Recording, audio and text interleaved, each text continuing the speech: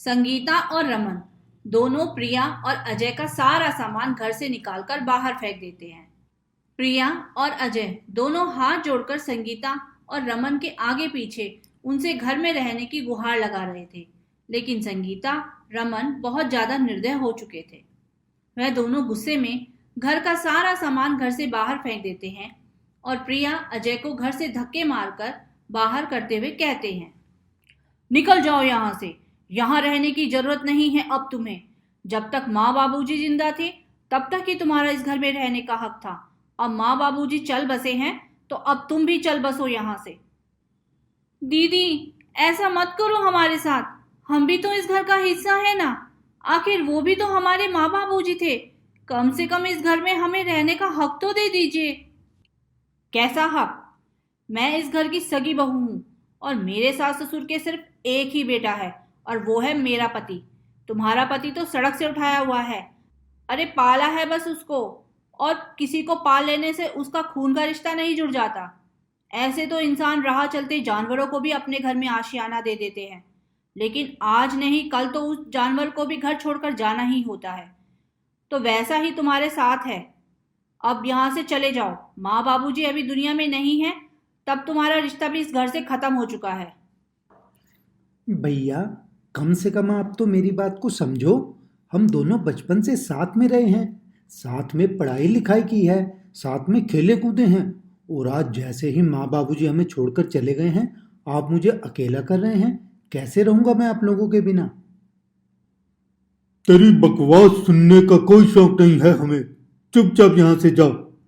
तू मेरा कोई सगा भाई नहीं था। वो तो साथ में रहता था, इसलिए तेरे साथ थोड़ा लगाव था। बाकी है तो तू सड़क से उठाया हुआ बच्चा। तेरे साथ खून का रिश्ता थोड़ी है मेरा। भैया, रिश्ते खून के नहीं बल्कि दिल के होते हैं। कुछ रिश्ते ऐसे भी हैं जो दिल से जुड़े होते हैं। अरे भगवान ने तुम दोनों को हाथ पैर दिए हैं। जाकर कमाओ और अपना नया घर बनाओ। हमें कोई दिक्कत नहीं है। क्यों हमारे आगे भिखारी की तरह हाथ फैला रहे हो? ठीक है दीदी, अगर आप यही चाहते हो तो यही सही। चलिए अजय जी, यहाँ रुकने का अब कोई फायदा नहीं। इतना बोलकर प्रिया और अजय दोनों वहां से चले जाते हैं।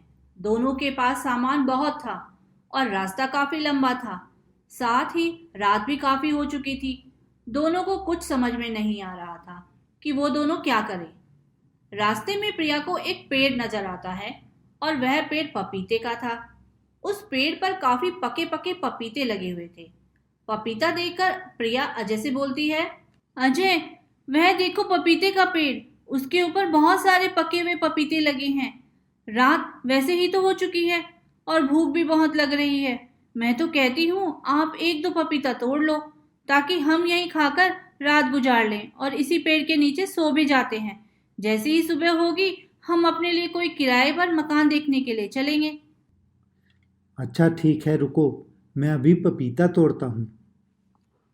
अजय आसपास देखकर छोटे छोटे पत्थर उठाकर पेड़ पर मारता है और पपीता तोड़ने की कोशिश करता है।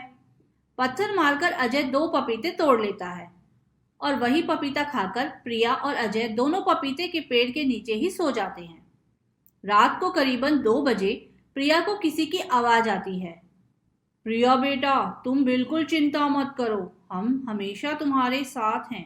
तुम्हारे जीवन में चाहे कितनी भी कठिनाइयां क्यों ना आ जाएं, हम हमेशा तुम्हारे माता पिता बनकर तुम्हारे साथ रहेंगे। तभी प्रिया की आंख खुल जाती है और वह अपने आसपास देखती है। चारों ओर अंधेरा छाया हुआ था। हे भगवान, यह सपना था या सच में कोई हमें आवाज दे रहा था? क्या पता माँ की और बाबूजी की हो। जब वो जीवित थे तब वह हमें बहुत प्यार करते थे। हमें थोड़ी सी भी परेशानी अगर होती थी तो वह भी बहुत परेशान हो जाते थे। शायद माँ बाबूजी ही होंगे। इतना बोलकर प्रिया सो जाती है। ऐसे ही अगली सुबह दोनों पति पत्नी उठकर अपना सामान लेकर अपने लिए किराए का मकान ढूंढने लगते हैं। धूप काफी हो चुकी थी और समय भी काफी हो गया था, जिस वजह से प्रिया और अजय दोनों को भूख लग जाती है। उनके पास पैसे नहीं थे। तभी प्रिया की नजर फिर से पपीते के पेड़ के ऊपर जाती है। पपीते के पेड़ पर पके हुए पपीते लगे हुए थे। प्रिया फिर से अजय को बोलती है, अजय देखो ना, जहाँ जा रहे हैं वहाँ पपीते का पेड़ नजर आ रहा है। और तो और उस पर पके हुए पपीते भी लगे हुए हैं। आप एक काम करो, फिर से 2 पपीते तोड़ लाओ और वही खाकर हम अपना गुजारा कर लेते हैं, क्योंकि पैसा तो है नहीं अभी हमारे पास। तुम ना बिल्कुल सही बोल रही हो। शायद भगवान भी हमारी मदद करना चाहता है, तभी तो बार बार ये पपीते के पेड़ हमें नजर आ रहे हैं। चलो ठीक है, मैं पपीता तोड़ कर लाता हूँ। हाँ ठीक है, और ध्यान से तोड़ना। भगवान करे बस जल्द से जल्द हमें कोई घर मिल जाए, फिर तो कोई टेंशन ही नहीं है।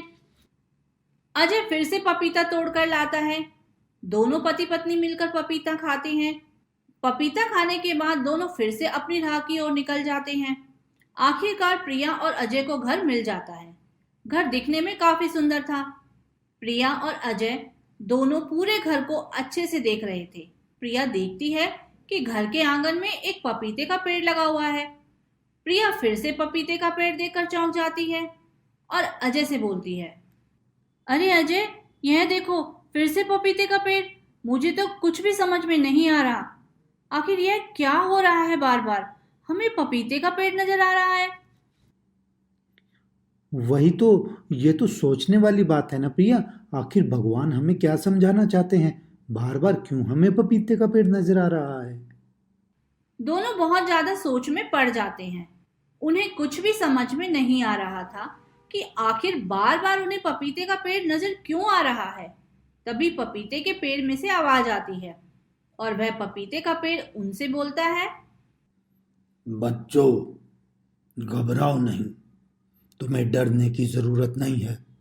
दरअसल मैं एक जादुई पपीते का पेड़ हूँ, और जब से तुम घर से निकले हो तब से ही मैं तुम दोनों का पीछा कर रहा हूँ, ताकि तुम हमेशा सुरक्षित रहो, तुम्हें कोई परेशानी ना हो। लेकिन आप हमारी मदद क्यों करना चाहते हैं? क्योंकि तुम्हारे माता पिता के मरने के बाद उनकी आत्मा कुछ समय तक धरती पर यहाँ से वहाँ भटक रही थी, और जब तुम्हारे माता पिता की बातचीत मुझसे हुई तब उन्होंने ही मुझे कहा था कि मैं तुम दोनों की रक्षा करूं, तुम्हारी मदद करूं, क्योंकि तुम्हारे बड़े भाई रमन और जेठानी तुम दोनों को कभी अपने परिवार का हिस्सा नहीं मानते। तभी तो उन्होंने तुम्हें घर से बाहर निकाल दिया। तुम्हारे माता पिता भी अच्छे से जानते थे कि तुम्हारे बड़े भाई और भाभी तुम्हारे प्रति कैसा व्यवहार रखते हैं, इसलिए उन्होंने हमसे कहा था कि हम तुम्हारी मदद करें, क्योंकि वह तो इंसानी आत्मा थे, इसलिए ज़्यादा समय धरती पर नहीं रह सकते थे। उन्होंने अपनी इच्छा हमसे कही और वो हमेशा हमेशा के लिए भगवान जी के पास चले गए। मुझे पहले से ही पता था यह सब कुछ माँ बाबूजी का किया हुआ है, क्योंकि माँ बाबूजी कभी भी हमारे साथ बुरा होते हुए नहीं देख सकते थे। तभी तो अपनी गैर मौजूदगी में भी उन्होंने अपना साया हम पर बनाकर रखा। वह हमेशा चाहते हैं कि हम खुश रहें। हाँ, तुम्हें बिल्कुल भी चिंता करने की ज़रूरत नहीं है। तुम ये समझना कि मैं ही तुम्हारा माता पिता हूँ। तुम्हें जीवन में जब भी किसी चीज़ की ज़रूरत पड़े, तुम मुझे बेझिझक बोल देना। मैं तुम्हारी सारी इच्छाओं को पूरा करूँगा। बस कभी भी अपने मन में किसी के लिए गलत भावना मत लाना। ऐसे ही अब कुछ दिन बीत जाते हैं। अजय जॉब की तलाश में था। उसने कई कंपनियों में इंटरव्यू दिया, लेकिन उसका इंटरव्यू कहीं क्लियर नहीं हो पा रहा था। वह हताश परेशान होकर घर आता है। प्रिया उसे पीने के लिए पानी देती है। अजय अपनी परेशानी प्रिया से बोलता है। यह सारी बातें जादुई पेड़ सुन रहा था। इतना सब कुछ सुनने के बाद जादुई पेड़ अजय से बोलता है, कोई बात नहीं अजय, अब तुम जब भी इंटरव्यू पर जाना तब मेरे पेड़ से पपीता खाकर ही जाना, और देखना तुम्हारा इंटरव्यू कैसे क्लियर होता है और तुम्हें एक अच्छी कंपनी में जॉब मिलेगी। क्या सच में ऐसा हो सकता है? कल ही मुझे एक एमएनसी कंपनी से ऑफर आया है। मेरा इंटरव्यू है और मैं चाहता हूँ कि यहाँ पर मेरा सिलेक्शन हो जाए। अगर मेरा यहाँ सिलेक्शन हो जाता है तो हमारे लिए बहुत अच्छा है, क्योंकि काफ़ी टाइम से हम दोनों परेशान हैं। बिल्कुल चिंता मत करो। जैसा मैं तुम्हें बताता जा रहा हूँ तुम वैसा ही करो। तुम्हारे साथ सब कुछ अच्छा होगा, क्योंकि तुम दोनों ने कभी किसी का बुरा नहीं चाहा, और जो किसी का बुरा नहीं चाहता उसके साथ कभी बुरा नहीं होता। ऐसे ही अगले दिन अजय नहा धोकर तैयार हो जाता है। पूजा पाठ करने के बाद अजय जादुई पपीते के पेड़ से पपीता तोड़कर पपीता खाता है। उसके बाद वह इंटरव्यू के लिए निकल जाता है। अजय का इंटरव्यू क्लियर हो जाता है और उसे एमएनसी कंपनी में जॉब मिल जाती है। अच्छी खासी सैलरी थी। वह बहुत ज़्यादा खुश था। घर आकर अपनी खुशी जादुई पेड़ और अपनी पत्नी प्रिया के साथ बांटने लगता है। तभी जादुई पेड़ अजय से बोलता है, देखा, मैंने कहा था ना कि मैं जैसा बोलता हूँ वैसा ही करो, तुम्हारे साथ सब कुछ अच्छा होगा। सच में कभी कभी ऐसा लगता है कि जीवन में जो कुछ भी होता है वो अच्छे के लिए होता है। अगर आज भैया भाभी ने हमें घर से बाहर ना निकाला होता तो उसके पीछे भी यह जो इतना सब कुछ हो रहा है वह अच्छा ही तो है। बाकी मैं चाहता हूँ कि भगवान हमेशा अपना आशीर्वाद मेरे पूरे परिवार पर बनाए रखे। इस तरह से अब अजय जॉब पर जाने लगता है। धीरे धीरे प्रिया और अजय अपने जीवन में तरक्की कर रहे थे। एक दिन अचानक से प्रिया के पास फोन आता है और फोन संगीता का था।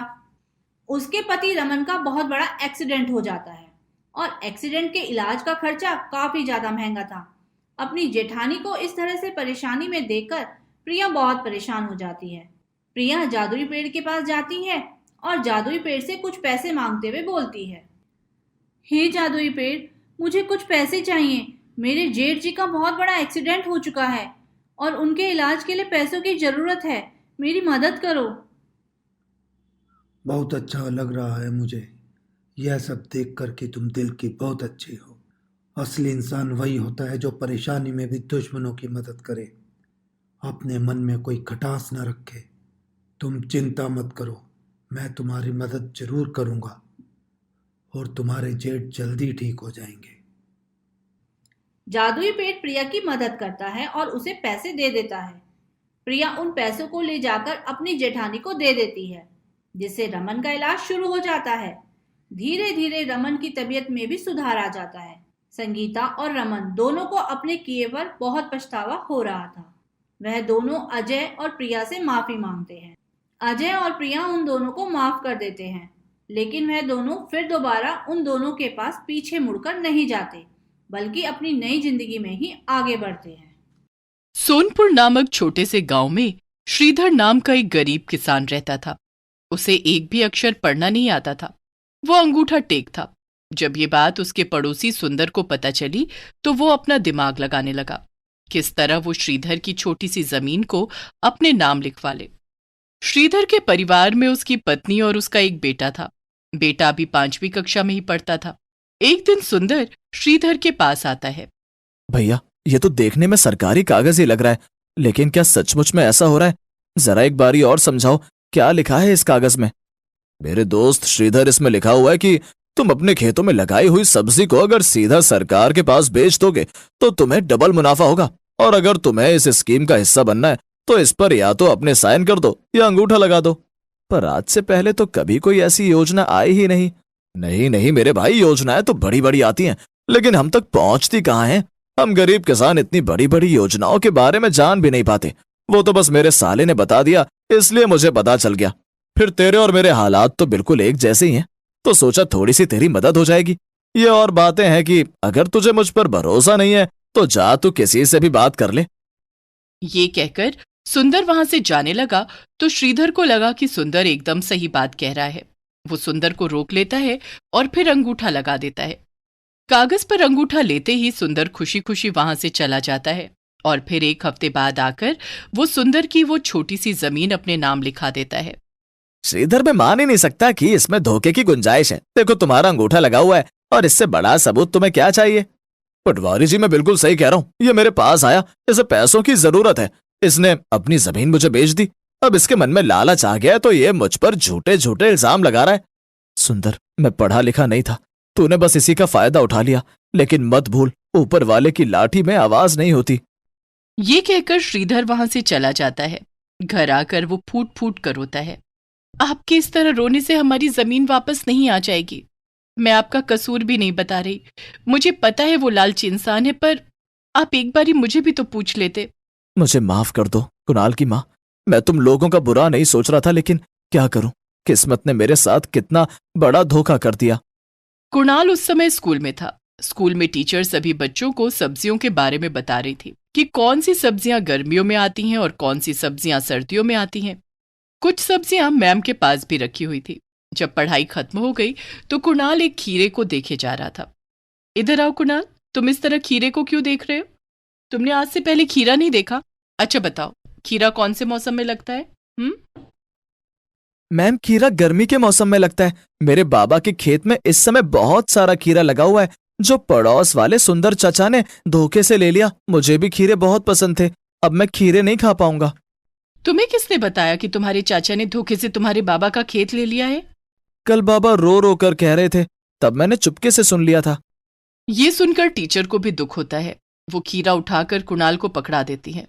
कुणाल, अब तुम घर जाओ और ये खीरा भी अपने साथ ले जाओ। छुट्टी हो चुकी थी। सभी बच्चे अपने बस्ते में सामान डाल रहे थे। कुणाल भी अपनी किताब अंदर रखता है और खीरा हाथ में लेकर घर की तरफ चल देता है। तभी रास्ते में उसे एक बूढ़ा आदमी मिलता है। उसके हाथ में खीरा देखकर वो उससे खीरा मांग लेता है। छोटे बच्चे, अगर तुम्हें खीरा नहीं खाना है तो तुम मुझे दे दो। बहुत प्यास लगी है, मैं इसे खा लेता हूं। तुम सच बोल रहे हो ना? मुझे धोखा तो नहीं दे रहे? सुनो बच्चे, तुम तो अभी बहुत छोटे हो। ये धोखा शब्द तुमने कहां से सीखा? फिर कुणाल उस बूढ़े आदमी को भी वही बात बताता है जो उसने अपनी टीचर को बताई थी। ये सुनकर बूढ़ा आदमी बहुत दुखी होता है। वो उसके हाथ से खीरा ले लेता है, फिर अपने कंधे पर टंगे हुए झूले के अंदर उसे रखकर उसमें से खीरा वापस निकाल कर कुणाल को दे देता है। जाओ, जाकर यह खीरा अपने बाबा को दे दो और कहो कि परेशान होने की जरूरत नहीं है, जो चाहिए इससे मांग ले। कुणाल खीरा लेकर घर आ जाता है। वो देखता है उसके पापा बड़े उदास बैठे हैं। वो उनके पास जाकर उनके हाथ में खीरा रख देता है। क्या हुआ कुणाल बेटा, ये खीरा मुझे क्यों दे रहे हो? बाबा, रास्ते में मुझे एक बूढ़े काका मिले थे। उन्होंने मुझसे कहा कि ये खीरा अपने बाबा को दे दो और उनसे कहो कि जो भी चाहिए इससे मांग ले। कौन काका थे और क्या कह रहे थे? बस यही कहा था, खीरा बाबा को दे दो और उनसे कहो जो चाहिए मांग ले। एक बार खीरे से कुछ मांग कर देख लो, क्या पता किसी महात्मा ने हम पर तरस खाकर हमारे बेटे को कुछ दिया हो। कुछ नहीं दिया, खीरा दिया है। अब बताओ इसमें मैं क्या मांगूं? क्या कहूं मैं इस खीरे से कि मुझे मेरी जमीन वापस दिला दे? तुम भी बच्चे के साथ बच्ची बन गई हो। जाओ इसे रख दो, तुम्हें पता है ना मैं कितना परेशान हूं।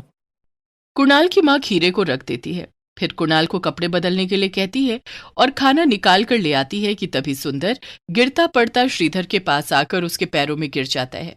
मुझे माफ कर दो श्रीधर, मुझे माफ कर दो। ये लो तुम्हारी जमीन, मैं तुम्हें खुद वापस लौटाता हूं। और मुझसे बड़ी गलती हो गई जो मैंने तुम्हारे साथ धोखा किया। अब तुम उस डंडे से कहो कि मुझे मारना बंद करे। तुम कैसी बातें कर रहे हो? कौन सा डंडा? तभी कमरे में एक डंडा भी आ जाता है जो सुंदर को पीटने लगता है। ये देखकर श्रीधर, उसकी पत्नी और कुणाल सब हैरान थे। फिर श्रीधर डंडे से कहता है कि रुक जाओ और डंडा रुक जाता है। फिर सुंदर वहां से भाग जाता है। ये सब क्या था कुणाल की माँ?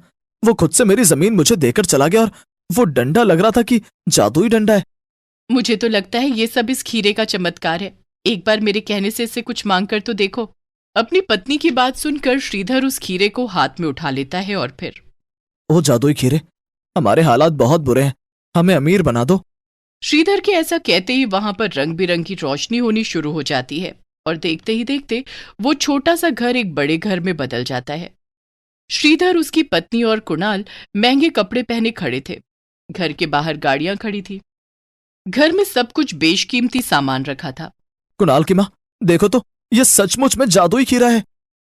लगता है बहुत पहुंचे हुए महात्मा थे, उन्होंने हमें ये जादुई खीरा दिया। बाबा, इस खीरे से वो वाली गाड़ी मांगो ना जो उस दिन मैं बाजार में देख रहा था। अच्छा, वो वाली गाड़ी जिसे एक बच्चा चला रहा था। रुको, मैं अभी खीरे से बोलता हूँ। श्रीधर कुणाल के लिए वो गाड़ी मांग लेता है। अब कुणाल गाड़ी लेकर बहुत खुश था। ये तो सचमुच में चमत्कार हो गया। भगवान ने हमारी सुन ली। हमारी जमीन भी हमें वापस मिल गई और देखो तो घर तो कितना सुंदर हो गया है। हाँ कुणाल की माँ, अब हमारी किस्मत बदल गई है। तुम इस खीरे को संभाल कर रखो। मैं जरा एक बार अपने खेतों को देखकर आ जाता हूँ। कितने दिन हो गए हैं मैंने अपने खेतों को देखा तक नहीं। मेरे खेतों में भी तो खीरे की फसल लगी है। इस बारी तो सोना उगलेंगे। पता नहीं उसे सुंदर ने मेरे खीरे का क्या हाल किया होगा। ये कहकर श्रीधर भाग भाग कर अपने खेतों में जाता है तो देखता है कि सारे खेत में खीरे लगे हुए हैं, लेकिन वो सब सोने के खीरे हैं जिनकी चमक से आसपास के किसान भी वहां आकर इकट्ठे हो गए। वो सोने के खीरे देखकर हैरान थे। भाई श्रीधर, तेरी तो किस्मत चमक गई है, तेरे खेत में तो सोने के खीरे लगे हैं। अगर तू बुरा ना माने तो एक खीरा मुझे दे दे। क्यों नहीं मेरे भाई, तुम सब लोग एक एक खीरा उठा लो। इतने सारे सोने के खीरों का मैं अकेला क्या करूंगा। श्रीधर के कहते ही वहां पर खड़े जितने भी किसान थे सबने एक एक सोने का खीरा ले लिया। वो श्रीधर को दुआ देते हुए वहां से चले गए। फिर श्रीधर ने वो सारे सोने के खीरे तोड़ दिए और उन्हें घर ले आया। इतने सारे सोने के खीरे देखकर उसकी पत्नी भी हैरान थी। अगले दिन सुंदर श्रीधर के पास आता है। श्रीधर, मुझे माफ तो कर दिया है ना तूने। मैंने सुना है तूने सब किसानों को एक एक सोने का खीरा दिया है। भाई मुझे भी दे दे, मेरे भी हालात बहुत बुरे हैं, इसलिए मैंने तेरे साथ धोखा किया। मेरे मन में तुम्हारे लिए अब कोई भी मैल नहीं है। तुम भी मेरे पड़ोसी हो, इस बार तुम मुझे धोखा भी नहीं दे रहे हो। तुम एक नहीं 2 खीरे लो, पर कसम खाओ कि अब किसी के साथ धोखा नहीं करोगे। मैं कसम खाकर कहता हूं, अब किसी के साथ धोखा नहीं करूंगा। फिर श्रीधर उन सोने के खीरों में से 2 खीरे निकालकर सुंदर को दे देता है। वो खीरे लेकर खुशी खुशी वहां से चला जाता है। तुम्हारा मन कितना अच्छा है कुणाल के बाबा, वरना मैं तो इस आदमी को 10 बातें सुनाती और खीरे भी नहीं देती। हाँ, तुम शायद ऐसा ही करती, पर भूलो मत, उसने मेरे साथ धोखा किया है। उस धोखे की वजह से ही हमें ये जादुई खीरा मिला है, और इतना हक तो उसका बनता ही है। अब तो श्रीधर अपने गांव का ही नहीं, आसपास का भी सबसे अमीर आदमी बन गया था। जब भी किसी को जरूरत होती वो श्रीधर से मांगने के लिए आ जाते। श्रीधर भी जादुई खीरे की मदद से सबकी मदद करता। उसने अपने बेटे कुणाल का एडमिशन भी एक बहुत अच्छे स्कूल में शहर में कर दिया था, पर वो अभी भी नियमित रूप से अपने खेतों में जाता और खेतीबाड़ी करता और सब लोगों को मिसाल देता कि काम करना ही इंसान के लिए जरूरी है।